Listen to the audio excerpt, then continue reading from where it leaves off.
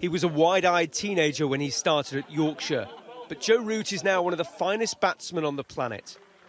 He's about to lead England on an Ashes tour, but within his 14 years at Headingley, he played alongside Azeem Rafiq, who has described the club as institutionally racist. You've been at this club since 2007. Can you say here today that you've never heard or experienced or been aware of any of the racism that other colleagues have talked about? Not that I can recall, no. No, I can't.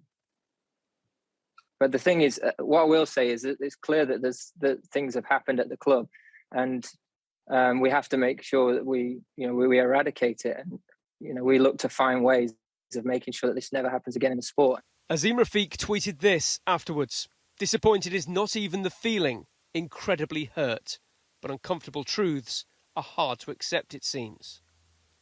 Yorkshire's chief executive, Mark Arthur, who has run this club during this scandal, has now quit. In his resignation statement, he failed to mention Azeem Rafiq or racism. He hasn't acknowledged it, but it was impossible for Mark Arthur to stay.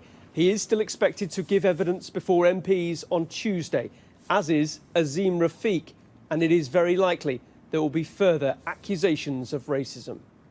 The club's new chairman, Lord Patel, welcomed the latest resignation and has said seismic change here must start from within. It's clear that cricket does have a problem that it hasn't tackled up to date, and this is a bit of a watershed moment, really, and it's time that it was called out wherever it is seen across the game, because this isn't good for participation or for engaging with all sorts of communities in a game that should be for all.